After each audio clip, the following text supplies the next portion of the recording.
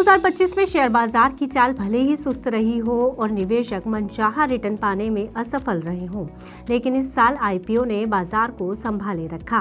2025 में भारत के शेयर बाजार में लगभग 228 से ज्यादा आईपीओज लॉन्च हुए, जिनमें से करीब 56 मेन बोर्ड आईपीओज और 172 एसएमई आईपीओज थे।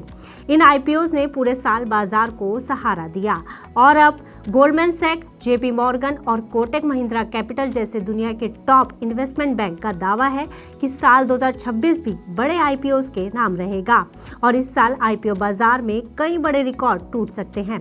यानी आने वाले समय में भारतीय शेयर बाजार सिर्फ ट्रेडिंग से नहीं बल्कि आईपीओ की बाढ़ से इतिहास रच सकता है।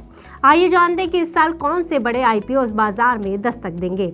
नमस्कार, मेरा नाम है गुंजन मित्तल और आप देख रहे हैं मनी 9।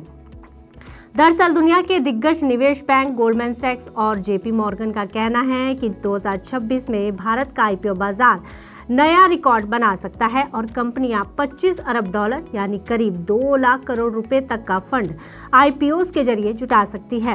अब सवाल ये है कि कौन कौन सी बड़ी कंपनियां इस साल बाजार में अपना आईपीओ ला सकती हैं और इसे रिटेल निवेशकों के लिए एक बड़ा मौका माना जाए या फिर बड़ा खतरा। अगर इन बड़े बैंकों की बात सच होती है तो 2026 तीसरा लगातार ऐसा साल होगा जिसमें आईपीओ की आंधी बरकरार रहने वाली है। आपको बता दें कि गोल्डमैन सैक्स, जेपी मॉर्गन और कोटक महिंद्रा कैपिटल ये तीनों बैंक मिलकर भारत के आईपीओ मार्केट का लगभग 1/3 हिस्सा संभालते हैं, इसलिए इनके अनुमान को काफी गंभीरता से लिया जा रहा है।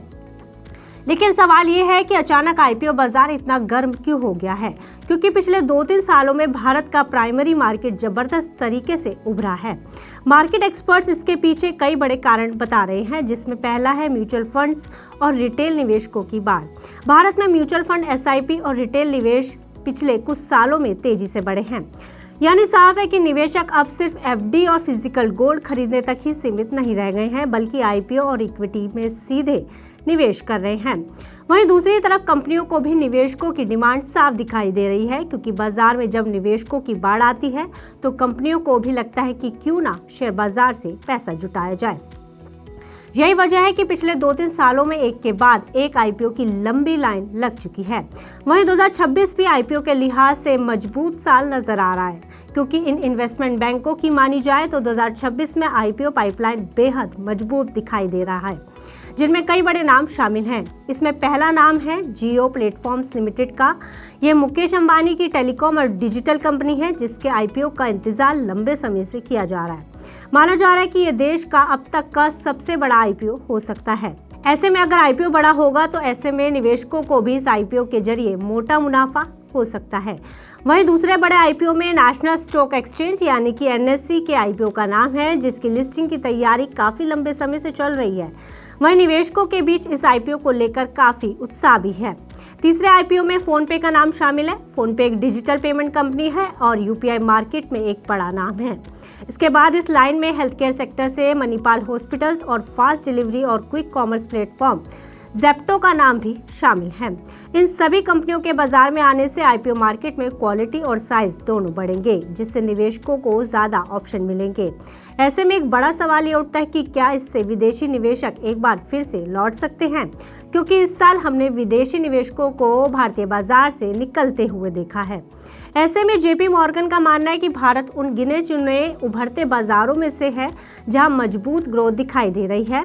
ऐसे में विदेशी निवेशकों का फिर से लौटना तय माना जा सकता है। इसके पीछे की वजहों की बात की जाए तो भारतीय शेयरों की वैल्यूएशन अब पिछले 5 सालों के एवरेज के करीब आ चुकी है।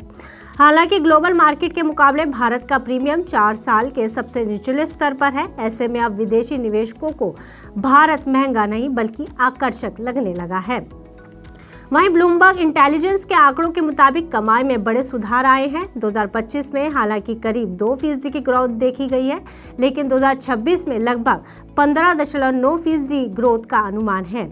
यानी कंपनियों की कमाई तेजी से बढ़ने की उम्मीद है। हालांकि विदेशी निवेशक चीन को एक ऑप्शन की तरह देख रहे हैं, लेकिन भारत मजबूत ग्रोथ, बड़े घरेलू बाजार, डिजिटल इकोनॉमी और रेगुलेटरी सुधार की बदौलत निवेश का बड़ा केंद्र बनता जा रहा है। यही कारण है कि साल 2025 में हमने बाजार में एक के बाद एक बड़े आईपीओ को आते हुए देखा है, जिसकी वजह से आईपीओ की संख्या के मामले में भारत ने कई ग्लोबल मार्केट्स को पीछे छोड़ दिया है।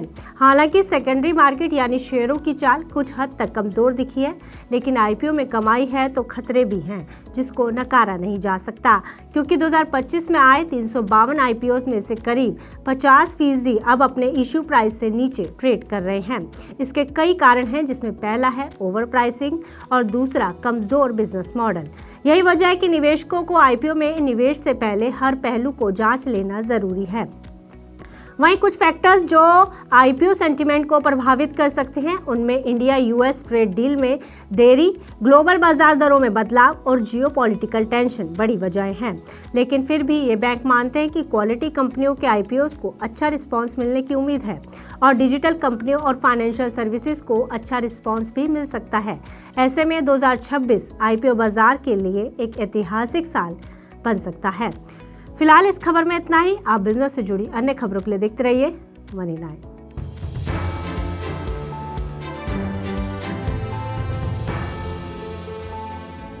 ग्लोबल संकेतों के दम पर कैसे खुलेंगे हमारे बाजार?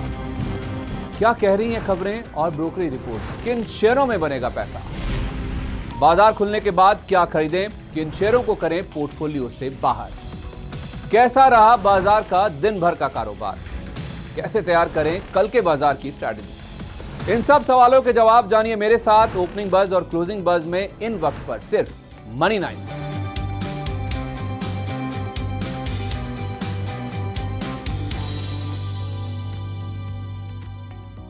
मनी9 लाया है मेंबरशिप प्रोग्राम मनी9 प्राइम।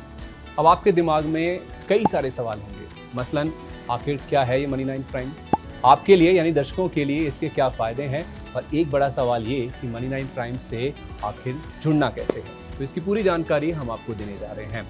मनी9 प्राइम में 3 प्लान होंगे, इकोनॉमी, स्टैंडर्ड और वीआईपी। तो फटाफट ज्वाइन कीजिए यूट्यूब पर मनी9 प्राइम। ज्वाइन करने के लिए मनी9 के यूट्यूब पेज पर जाइए, होम पेज पर मिलेगा ज्वाइन बटन, इसे क्लिक करें, अपनी पसंद का प्लान चुनें और बस हो गया, अब आप रहेंगे सबसे आगे।